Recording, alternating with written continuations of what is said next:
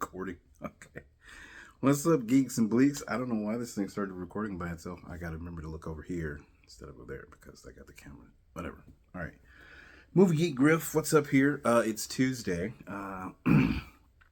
Usually I probably would have done this Monday, but I had to work, I think, Monday. So, yeah, that didn't work out. Fantastic Four has come out already. And my Galactus Funko Pop. I wanted a taller, bigger Galactus. Camera's over there. But didn't get one. I thought that was a bigger one, but it wasn't. I still might get a bigger one at some point. Anyway, Fantastic Four, first steps. Beginning of Phase 6. I would give it, I'm going to tell you, I am, the other Fantastic Four is not the Roger Corman one that no one can ever find. But the one with Chris Evans as Human Torch, and Michael Chiklis, and Jessica Alba, and Eon Gorfode. I don't know how you pronounce it. You know, back in 2000, 2005, 2007, 2007, 2009, Rise of the Silver Surfer in the first one. I like those. I like them just fine. I like Dr. Doom, the late Julian McMahon, who just passed away, Dr. Doom. I like those. So, now the 2015 reboot, that was trash. Basura. Trizash. But, you know, this is officially Marvel, MCU.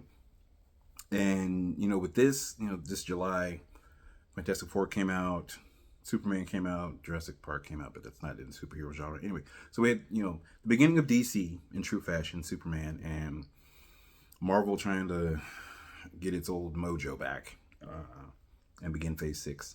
So they were kind of like going head to head. And I was like, oh, we got two good superhero movies. Which one am I going to like more? Which one's going to be better? I like Superman better, just a little bit more. Yeah, this one, Fantastic Four, First Steps, I would give it a B+, and 3.5 stars, 3.5 stars. To me, it felt rushed, but on the same token, I felt like it could have been longer. I don't know if anyone has felt that when they watched it. I see it twice. You know, I make sure the first time I go see it, you know, Thursday night, Thursday afternoon. I go just to enjoy myself. Then I go a second time to do the critical analysis of it to see if my position has changed, and it didn't. So, yeah, it was the story felt rushed. I think it takes place over 8 years or something. Was that a bug? I don't know what that was. Sorry. I think it was a bug.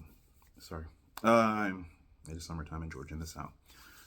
And I was cutting grass earlier. I digress.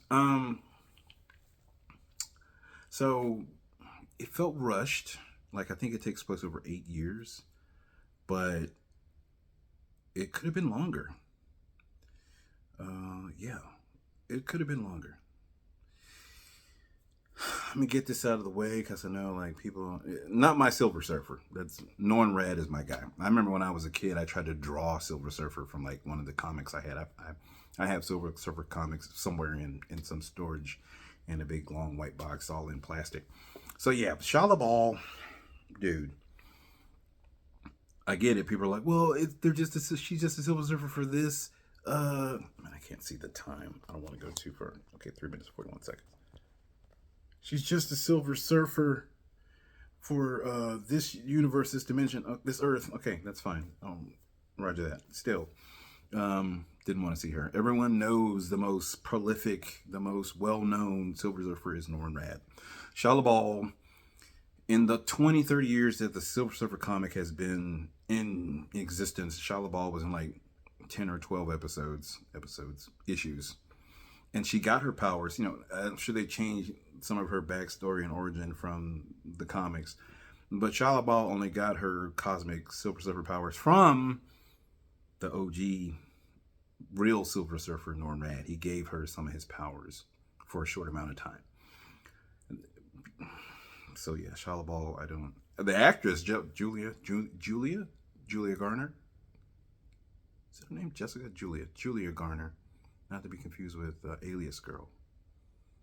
Anyway, I loved her in Ozark. So I like the actress, and she's in the upcoming Weapons. I love the actress, but didn't want to see Shia LaBeouf. Didn't like her. And the way she looked cheap. It looked like she just spray painted on silver.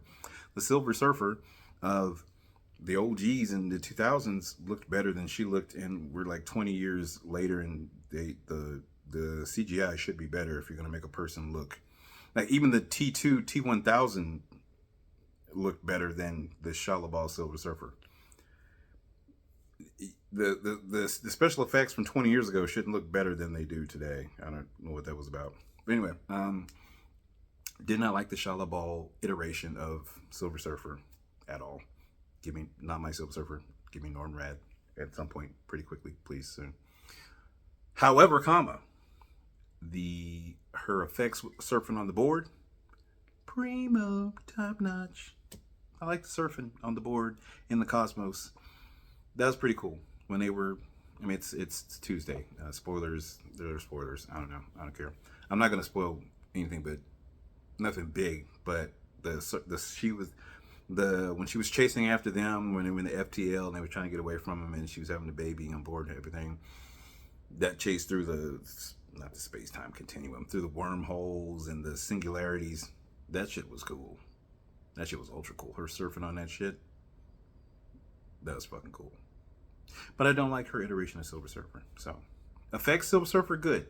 Silver Surfer being Shalabal, no, not my Silver Surfer. Also, like Johnny Storm's fire powers. You know what I'm saying. His fire power effects were good.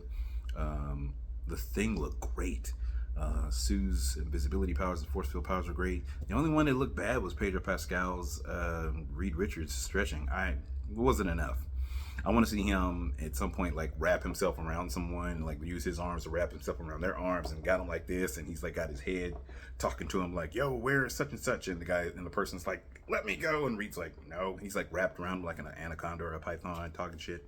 That's when I'm gonna be like, oh, those effects are pretty good. But this one, the effects were like, man. He was the weakest special effects person. I know probably stretchy effects are probably hard to do in person. So, I don't know. His read was good. Character-wise, I had some quibbles with how he actually looked.